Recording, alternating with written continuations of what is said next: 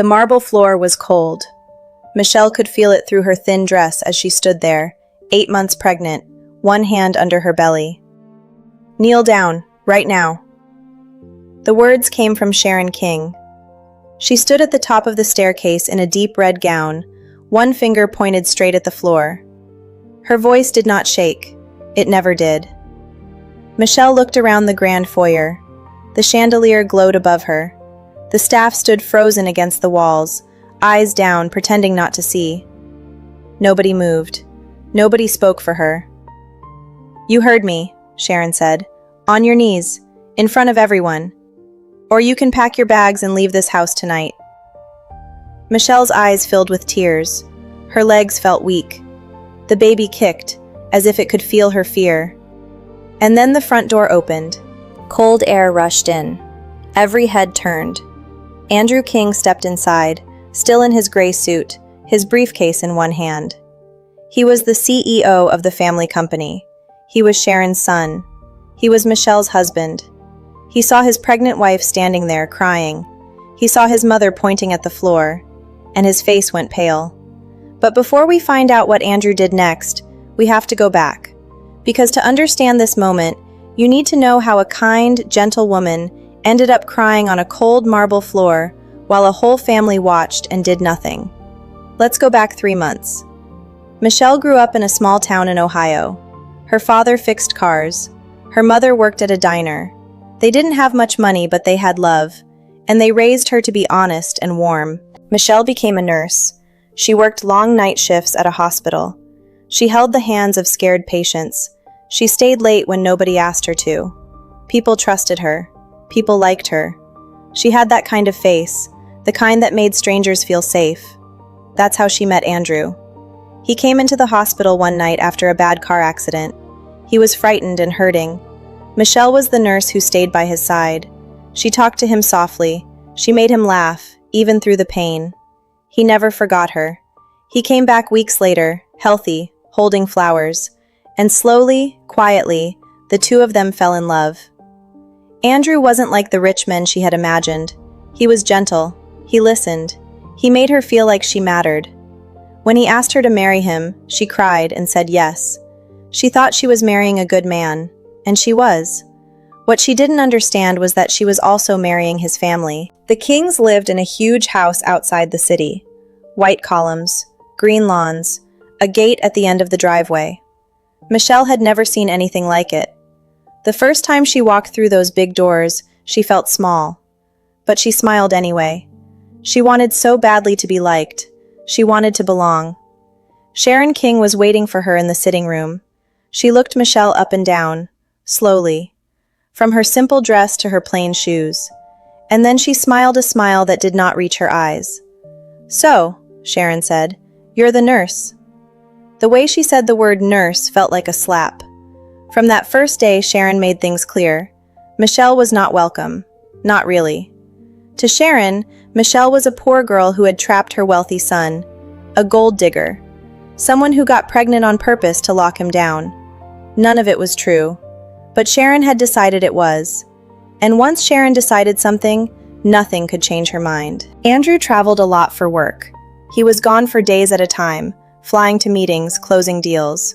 He didn't see the worst of it. He didn't know. And Michelle, God bless her, never told him. She didn't want to cause trouble. She thought if she was patient enough, if she was kind enough, they would come to love her. She was wrong. While Andrew was away, the house changed. Sharon gave Michelle chores like she was hired help. Fold this, clean that, carry this upstairs. A pregnant woman, 8 months along, going up and down those big stairs. When important guests came over, Sharon told Michelle to stay in her room. "We don't need to embarrass anyone," she said. At dinner, sometimes there was no place set for Michelle at all. Like she wasn't even part of the family. Like she wasn't even there. And then there was Amy. Amy was Andrew's younger sister. Spoiled. Cruel. Bored. She had grown up with everything and appreciated none of it. She followed her mother's lead and made a game out of it. Amy would film Michelle on her phone. She'd catch her carrying laundry or crying quietly in a corner. Then she'd post it online with mean captions for her friends to laugh at. Michelle didn't know how to fight back. She had no money of her own, no family nearby, no one in that big cold house who would take her side. So she stayed quiet. She smiled through it. She rubbed her belly at night and whispered to her baby that everything would be okay, that soon they'd be a real family. She kept telling herself that. But deep down, a small part of her was starting to break. Let me stop here for just a moment. If you've ever tried your hardest to be accepted by people who had already decided to reject you, if you've ever smiled while your heart was breaking just to keep the peace, then you already understand Michelle. You already know that kind of pain. So tell me, down in the comments, what would you have done in her place? Would you have stayed quiet like Michelle, or would you have spoken up? Stay with her, because everything is about to change. One night, something happened that Michelle didn't expect. Her phone rang, a number she didn't recognize. She almost didn't answer, but something told her to. She stepped out onto the back porch, away from the house, and pressed the phone to her ear. Hello? There was a pause on the other end. Then a voice. A man's voice. Older, careful. Michelle, he said. It's been a long time. We need to talk. It's important. Her whole body went stiff. Her hand tightened around the phone. Because Michelle knew that voice. And whoever it was, she was not happy to hear from them. She was afraid. She looked back at the house to make sure no one was watching. Then she whispered something into the phone. Just a few words, and she quickly hung up. Now, who was that man? Why did a phone call from her past scare her so much? And what did it have to do with the Kings? Hold on to that question, because it matters more than you can imagine. The days went by, the tension grew, and then came the night in the foyer. The night Sharon pointed at the cold marble floor and told a pregnant woman to kneel in front of the whole household. The night the front door opened. The night Andrew King walked in and saw everything.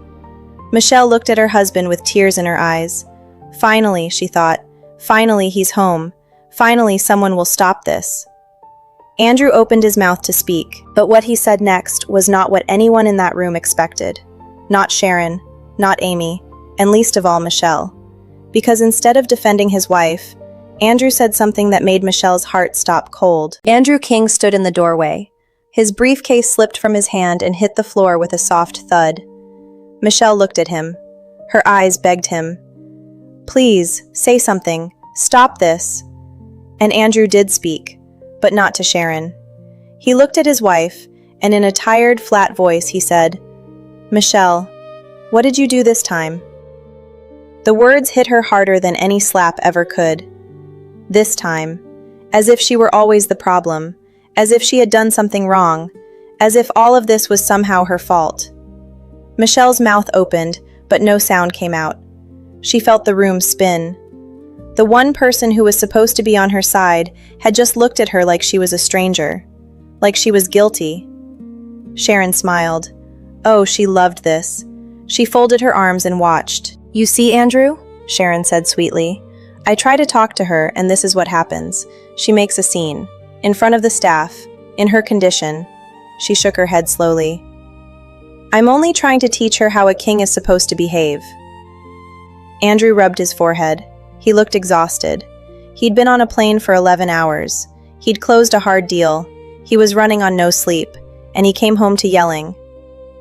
Mom, please, he said quietly. Michelle, just go upstairs. We'll talk later. And that was it. He didn't ask why his pregnant wife was crying. He didn't ask why she was standing on cold marble while everyone watched. He just wanted the noise to stop. Michelle walked past him toward the stairs. She waited for him to touch her arm, to whisper that he was sorry, to give her one small sign that he still saw her. He didn't. She climbed the stairs alone. Now let's be honest for a second. You might be angry at Andrew right now, and you should be. But here's the thing about Andrew King. He wasn't a cruel man. He was a blind one. He grew up in that house. He grew up hearing his mother's voice as the voice of reason. For his whole life, Sharon had controlled everything with a smile and a soft word. She never yelled in front of him. She never showed her claws when he was watching. So when Andrew came home and saw chaos, his tired brain jumped to the easy answer. The answer he'd been trained to believe since he was a boy. Mom is calm, Mom is reasonable, so the new person must be the problem. He didn't see the truth. He didn't want to see it, and that was almost worse. Upstairs, Michelle sat on the edge of the bed. She didn't cry. She was past crying now. She just sat there staring at the wall, one hand resting on her belly. The baby moved, a slow, gentle roll. "I'm sorry," she whispered. "I'm so sorry, sweetheart. I thought I could give you a better life than this." And in that quiet moment, something inside Michelle shifted. For weeks, she had told herself to be patient, to be kind, to wait it out. But sitting there, alone, she finally understood something. Nobody was coming to save her. Not Andrew, not anyone. If she wanted to protect her baby, she was going to have to find the strength to do it herself. She didn't know how yet. She had no money, no power in that house. But something in her had changed. A small, hard seed had been planted, and it was starting to grow. The next morning, Michelle came down for breakfast. She was determined to be calm, to keep the peace just a little longer. But the dining room went silent when she walked in. Sharon sat at the head of the table sipping coffee. Amy sat beside her, phone in hand, grinning. And on the table, right in the middle, was a small velvet box. Open, empty. "There you are," Sharon said. Her voice was ice. "Michelle, dear, we have a problem." Michelle's stomach dropped. "What's wrong?" Sharon tapped the empty box with one long finger.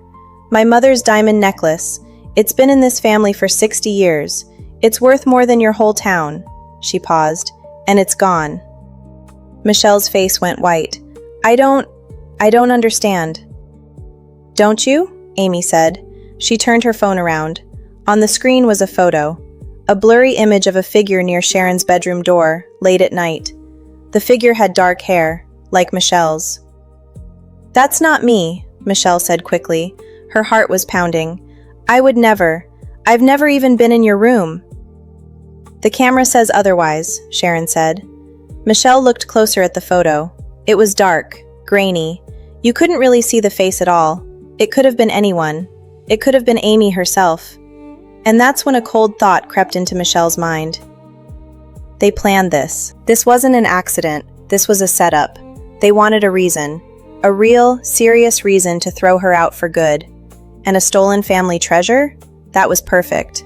That was the kind of thing even Andrew couldn't ignore. "Where is my son?" Sharon asked. "He should hear about this." Michelle's blood ran cold. Let me pause here for just a moment. Think about how scared Michelle must have felt. 8 months pregnant, accused of a crime she didn't commit, in a house full of people who wanted her gone, with a husband who was already halfway to believing the worst. Have you ever been blamed for something you didn't do? Have you ever felt the whole world tilt against you and no one would listen? If you have, then you know exactly how Michelle's heart was breaking in that moment. If her story is pulling at you, take 1 second and hit that subscribe button. Follow Michelle's journey to the end, because I promise you, the people at that table have no idea what's coming. Andrew came downstairs a few minutes later, already dressed for work. Sharon told him the story, the missing necklace, the photo. Her voice trembled with fake sadness. She was a wonderful actress. She'd had years of practice. Andrew looked at Michelle, and Michelle saw the doubt in his eyes. The same doubt from the night before. "Michelle," he said slowly, "did you take it?" "No," she said. Her voice was steady even though she was shaking inside. "Andrew, I swear on our baby's life, I did not touch that necklace." For a long moment, nobody spoke. And then Michelle did something no one expected. She lifted her chin and looked Sharon dead in the eye. "But I think you already know that," she said quietly, "because I think you know exactly where that necklace is." The room went dead silent. Sharon's coffee cup froze halfway to her lips. Just for a second, but Michelle saw it. That flicker, that crack in the perfect mask. Amy's grin faded, and for the first time since Michelle had walked into that house, Sharon King looked nervous. Because Michelle wasn't supposed to fight back. She was supposed to cry and beg. That was the plan. But something in this quiet nurse had changed overnight, and Sharon could feel it. "How dare you," Sharon whispered. But Michelle wasn't finished. She reached into her pocket, and she pulled out something small, something that made Sharon's eyes go wide with shock. "I found this last night," Michelle said, "and I think you should tell me what it is, before I ask Andrew to." Sharon stared at the object in Michelle's hand, and all the color drained from her face. Sharon stared at the small object in Michelle's palm. It was a key, an old brass key worn smooth with age, nothing special to look at. But the way Sharon looked at it, you'd think Michelle was holding a loaded gun. "Where did you get that?" Sharon said. It wasn't a question. It came out low and tight. "I found it," Michelle said, "last night, on the back porch, right where I was standing when I got a certain phone call." She watched Sharon's face carefully. "Funny, it looks like it belongs to something. A box, maybe, or a drawer, somewhere private." Now Michelle was bluffing. She had no idea what the key opened. She'd found it on the porch floor and slipped it in her pocket without a thought. But the moment she saw Sharon's reaction, she knew.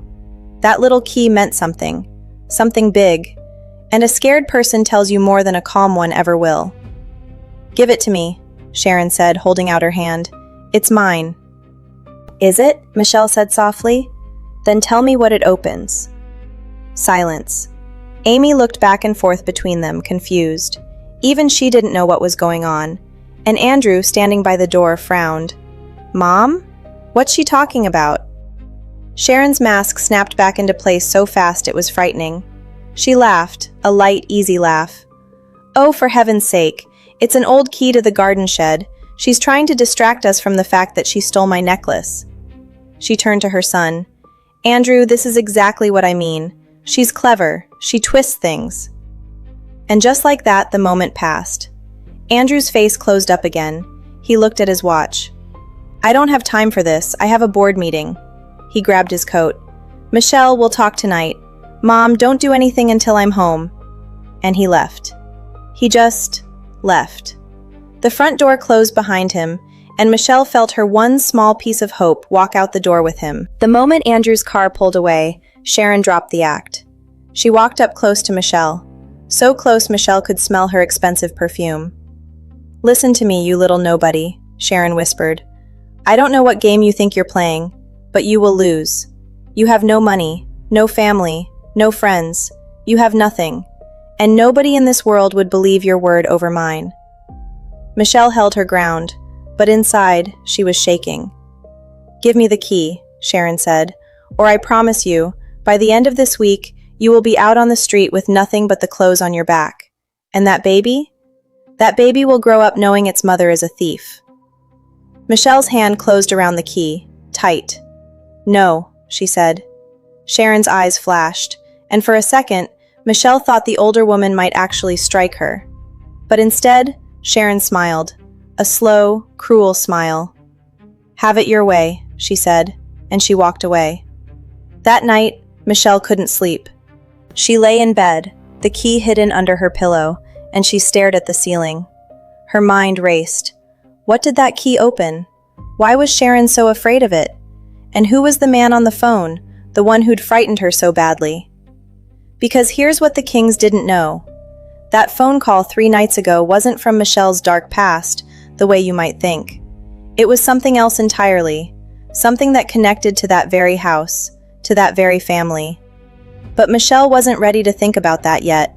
She wasn't ready to hope. She got up quietly and walked to the window.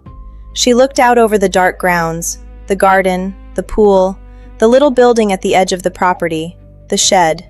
Sharon had called it the garden shed. "She's trying to distract us. It's just the garden shed." But Michelle had lived in that house for months, and in all that time, she had never once seen anyone go near that shed. It was always locked. The windows were painted over. Even the gardener wasn't allowed inside. Why would a garden shed need to be that secret? Michelle's heart began to pound. She grabbed her robe, she slipped the key into her pocket, and as quietly as she could, 8 months pregnant, she made her way down the back stairs and out into the cold night air. Let me stop right here for just a moment. I know some of you are sitting on the edge of your seat right now, whispering at the screen, "Don't go out there, Michelle, it's not safe." And you're right to worry. A pregnant woman, alone, in the dark, in a house full of enemies. But sometimes the truth is worth the risk. Sometimes you have to be brave, even when you're terrified. If you believe Michelle deserves to find the truth, if you're rooting for her, do me a favor and drop one word in the comments right now. Truth. Let me know you're with her. And then stay close. Because what she finds in that shed changes everything. The grass was wet under her slippers. The night was quiet, except for the sound of crickets and her own fast breathing. She reached the shed. Her hands were trembling. She looked back at the house. All the windows were dark. Everyone was asleep. She took out the key. She slid it into the lock. It fit. Perfectly. The lock clicked open. Michelle pushed the door. It creaked, slow and heavy. She stepped inside and pulled a small flashlight from her robe pocket. She clicked it on, and she gasped. This was no garden shed. The walls were covered in shelves, and on those shelves were boxes, dozens of them.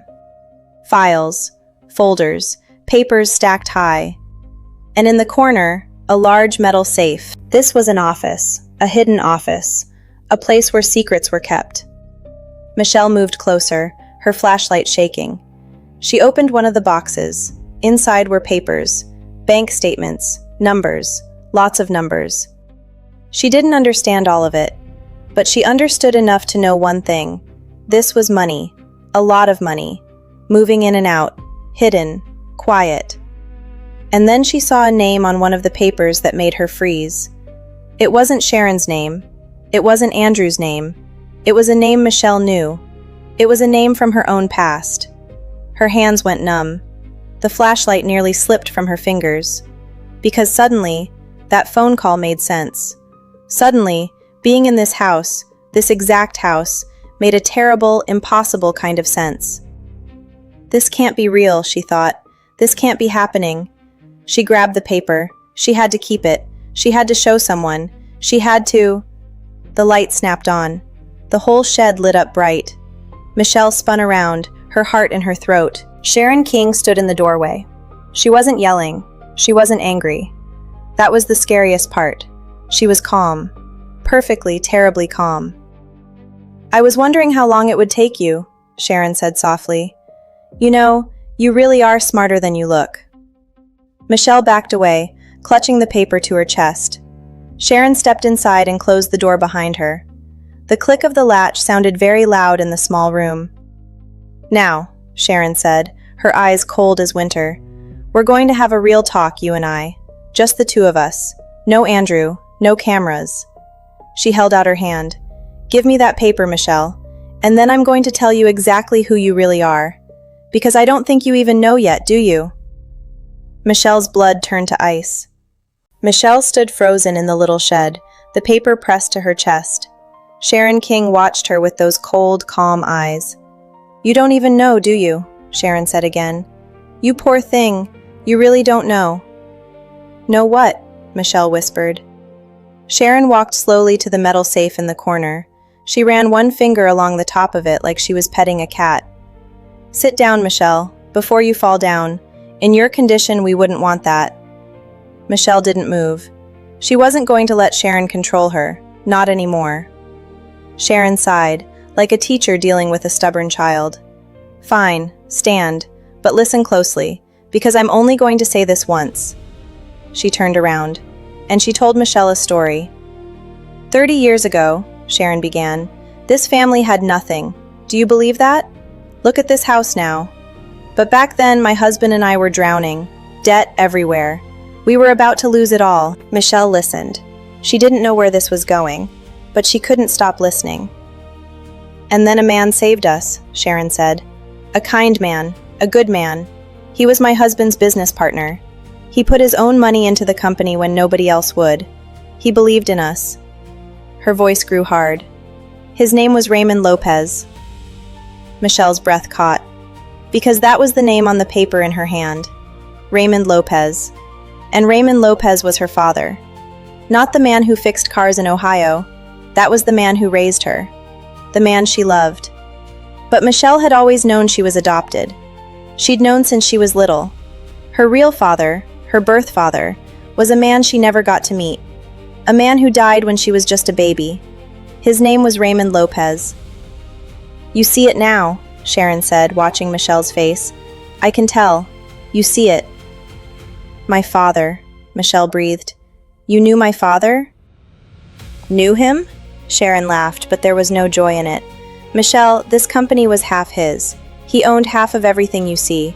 This house, the business, all of it. Raymond Lopez built this with my husband." Michelle's legs felt weak. She grabbed a shelf to steady herself.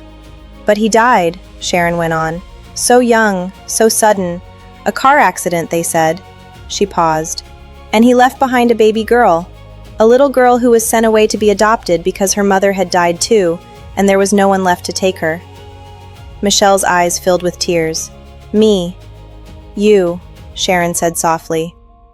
"Let me stop for a second, because I need you to feel what Michelle was feeling right now. Imagine finding out that the family who treated you like dirt, the family who made you clean floors and hide from guests, was the very family your father helped build. The very family that got rich off your father's hard work. Imagine standing in a cold shed at midnight, 8 months pregnant, and realizing that half of everything around you should have been yours." That's what was crashing down on Michelle in that moment. If your heart is breaking for her right now, you are not alone. Let her know you're here. Type, "I'm with you, Michelle," in the comments. She needs to hear it, and so do I. But Michelle was smart, and even through her tears, her mind was working. "Wait," she said slowly, "if my father owned half of this company, then when he died, where did his half go?" Sharon's face changed, just slightly, but Michelle caught it. "That's the question, isn't it?" Michelle said. Her voice was getting stronger now. "His half didn't disappear. It went somewhere. It went to someone." "It came to us," Sharon said sharply. "Naturally, we were his partners. Did it?" Michelle looked down at the paper in her hand, at all the numbers, at all the money moving in secret. "Or did you take it? Did you steal my father's share? Is that what all of this is? Is that why this shed is locked? Is that why you were so scared of one little key?" Sharon's calm cracked. "You have no idea what you're talking about," she snapped. "Then explain it to me," Michelle shot back. "Explain why my dead father's name is on papers hidden in a locked room. Explain why—" "Because he didn't die in an accident." The words burst out of Sharon before she could stop them. And then the shed went completely silent. Michelle stared at her. "What did you just say?" Sharon's face had gone white. She had said too much, way too much, and she knew it. "Nothing," she said quickly. "I misspoke. Give me the paper, Michelle, now." But Michelle was shaking her head, slowly, tears streaming down her face. "No," she whispered. "No, you said he didn't die in an accident. What happened to my father? What did you people do to my father?" "Give me the paper!"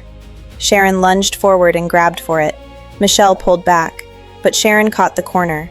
They struggled, and Michelle, off balance, stumbled backward and hit the shelf hard. Boxes came crashing down around her. Papers flew everywhere. Michelle cried out, both arms wrapped around her belly, trying to protect her baby as she fell to her knees on the cold floor. Sharon stood over her, breathing hard, the paper now torn in her hand. For a moment, she just stared down at the pregnant woman on the ground, and something flickered across her face. Was it guilt? Fear? Even Sharon didn't seem to know. "Get up," Sharon said, but her voice was shaking now. "Get up and go back to bed, and forget everything you saw tonight, for your own good, for your baby's good." But Michelle looked up at her from the floor, and through her tears, she smiled. A small, strange smile. "It's too late," Michelle whispered. Sharon frowned. "What?" Michelle slowly pulled her other hand out from under her robe, and in it was her phone. The screen was glowing. It was recording. It had been recording the whole time. Every word, every confession. He didn't die in an accident. All of it. Caught. Saved. Sharon's face went from white to gray. She looked like she might be sick. You were recording," she stammered. "You little—" "I told you," Michelle said, slowly getting to her feet, one hand on her belly. "You should never have brought me in here alone. No Andrew, no cameras." She held up the phone. "But there was always a camera, Sharon. Mine." Sharon lunged for the phone, but Michelle was already moving. She stepped past the older woman, threw open the shed door, and stumbled out into the cold night, clutching her phone and her belly, running as fast as a woman 8 months pregnant could run. "Michelle!" Sharon screamed behind her. "Michelle, you come back here!" But Michelle didn't stop. She ran across the wet grass toward the house. Her heart was pounding. Her mind was racing. She had it now. Proof. Real proof. Enough to blow this whole family apart. She just had to get to a safe place. She just had to reach someone who would believe her. She burst through the back door, into the dark, quiet house. And she ran straight into a solid figure standing in the hallway. 2 strong hands grabbed her shoulders. Michelle looked up, gasping, and her heart stopped. Because standing there in the dark, staring down at her with an expression she couldn't read, was Andrew. And behind him, she could see he was holding his phone too, like he'd been waiting, like he already knew. "Michelle," he said quietly, "we need to talk, right now." Michelle stood frozen in the dark hallway. Andrew's hands were on her shoulders. His phone was in his hand. Her mind screamed at her to run. He was Sharon's son. Of course he'd take his mother's side. He always had. "Andrew, please," she begged. "Please just let me go. I have to—" "Michelle," his voice was low, urgent. "Listen to me. We don't have much time. She'll be inside any second." Michelle stared at him, confused. Andrew looked over her shoulder toward the back door. Then he looked back at her. And for the first time in a long time, Michelle saw something in his eyes she hadn't seen in weeks. She saw fear. But not fear of her. Fear for her. "I heard everything," Andrew whispered. He held up his phone. "The shed has an old intercom. I forgot it was even there until tonight. I couldn't sleep, so I came down for water. And I heard my mother's voice coming through the speaker in the kitchen." Michelle's heart began to pound. You heard?" "I heard all of it," Andrew said. His jaw was tight. "What she said about your father, about it not being an accident." He swallowed hard. "Michelle, I didn't know. I swear to God I didn't know any of this. I thought you were just—" "You thought I was a gold digger," Michelle said quietly. Andrew closed his eyes. "Yes, God help me, I did. Because that's what she told me. That's what she's been telling me for months." He opened his eyes and they were wet. "I was a fool. I let her poison me against my own wife, against the mother of my child. And I am so sorry. I am so, so sorry." Michelle's throat tightened. After all these weeks of feeling alone, after all the nights she cried by herself, here was Andrew, finally seeing her, finally believing her. But there was no time to feel it, because right then the back door banged open. Sharon stormed into the house, her red robe flying behind her. She stopped dead when she saw them standing together in the hallway. "Andrew," she said. Her voice went sweet and panicked all at once. "Oh, thank God. That woman, your wife, she's gone crazy. She broke into the shed. She's saying insane things. You have to—" "I heard you, Mom." 4 words. That's all it took. Sharon's mouth fell open. "What?" "The intercom," Andrew said. "In the kitchen. I heard every word you said out there." He stepped in front of Michelle now, shielding her. "I heard what you said about Raymond Lopez, about how he really died." The color drained from Sharon's face. For once in her life, Sharon King had nothing to say. "So it's time, Mom," Andrew's voice cracked. "It's time you told me the truth. All of it. What happened to Michelle's father? What did you and Dad do?" Sharon's eyes darted between them. You could see her mind working, spinning, looking for a way out, looking for a new lie. "Andrew, sweetheart," she said gently. "You're tired. You're confused. That woman has filled your head with nonsense. Raymond died in a car accident. It was tragic. But it was an accident, that's all." "Then why," Michelle said, stepping out from behind Andrew, "are you so afraid of a locked room full of old papers?" Let me pause here for just a moment, because I want you to notice something. For weeks, Michelle stood alone. She had no one, no voice, no power. And now, for the very first time, she's not standing behind anyone. She's standing beside her husband, side by side. Sometimes the person who finally stands up for you isn't a stranger. Sometimes it's the very person you thought had given up on you. If you've ever had someone come back and fight for you when you needed it most, someone who finally opened their eyes, you know what a gift that is. Tell me about that person in the comments. I'd love to hear their story. And stay with us, because the truth is about to come out. Sharon looked at the two of them, and something in her seemed to break. The sweet act fell away. The soft voice was gone. What was left was cold and sharp and true. "Fine," she hissed. "You want the truth? Here it is. Your precious Raymond Lopez wanted to sell his half of the company. He wanted out. He was going to take his money and leave us with nothing, after everything we built together." Andrew stared at her. "So what did you do?"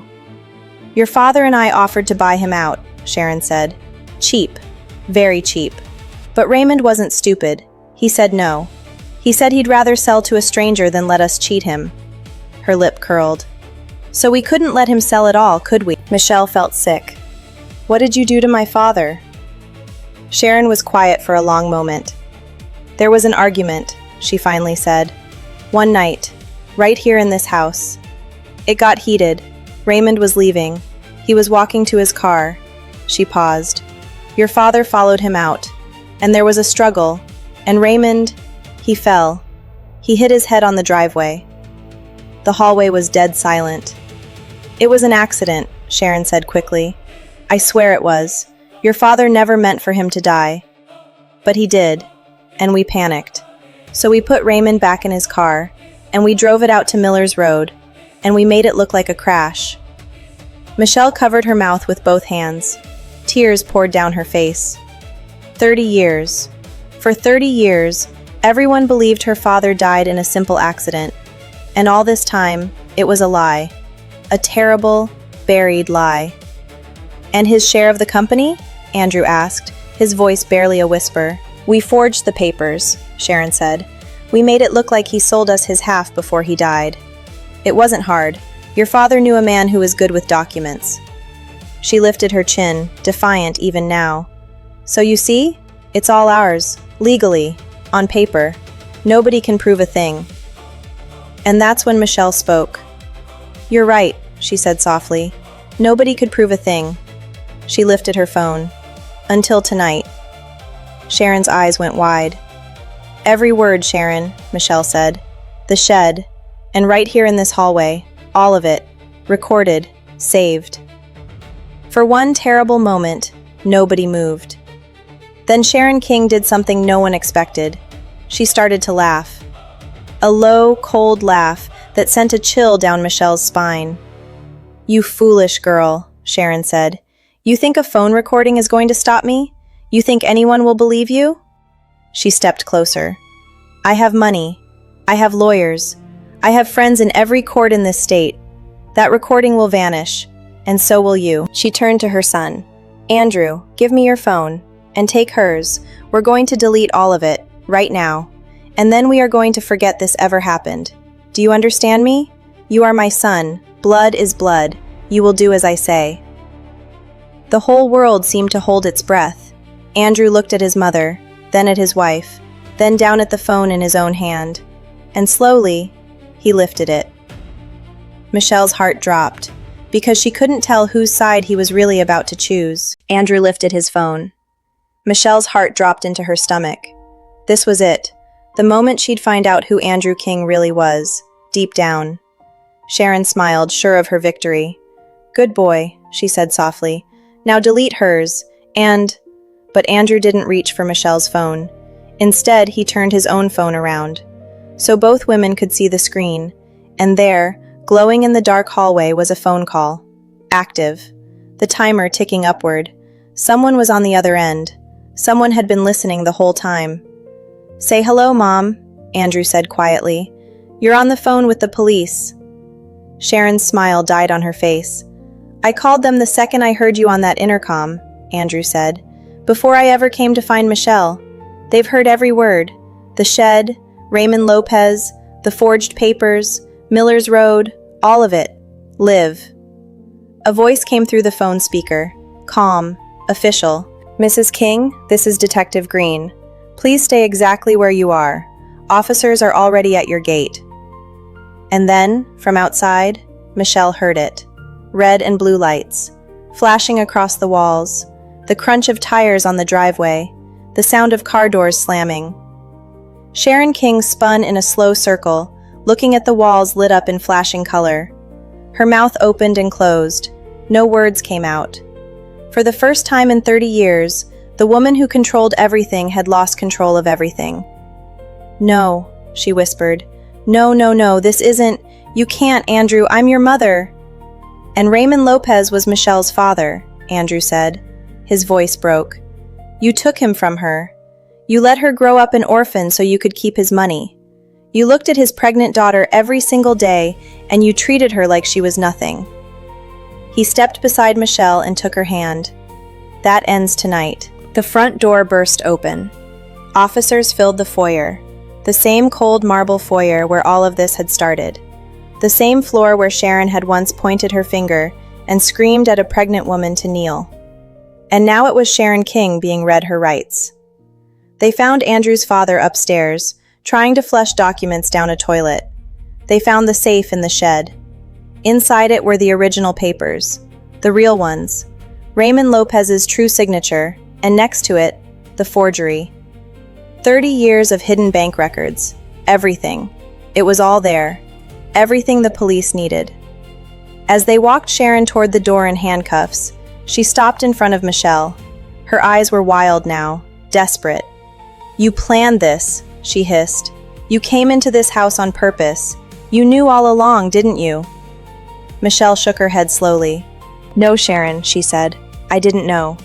I married your son because I loved him. I came into this house with an open heart, and you spat on it."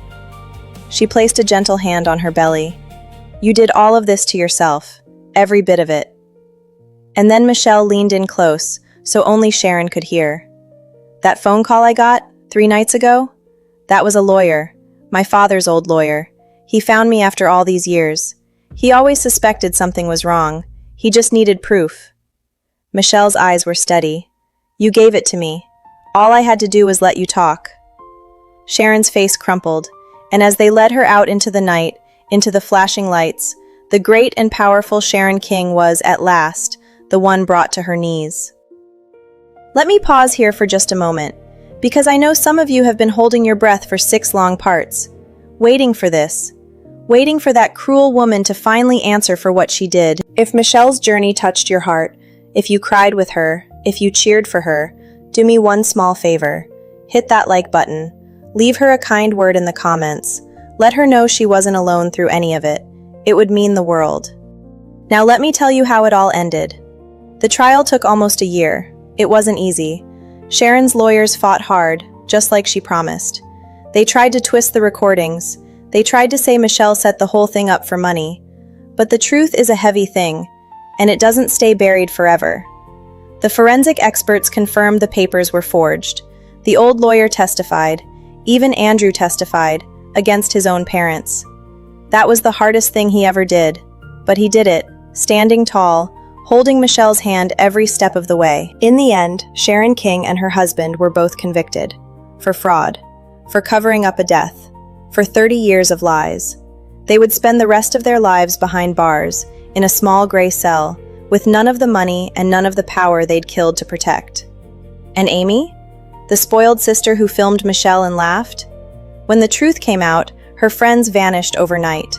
The videos she'd posted became proof of how the family treated the woman they'd wronged. She left town and was never really heard from again. The King Empire, built on a stolen fortune, crumbled into dust. But this story isn't really about them. It's about Michelle. The court restored what was always hers, her father's half of the company, his share of everything. It turned out to be worth more money than Michelle could have ever imagined. But you know what? She didn't much care about the money.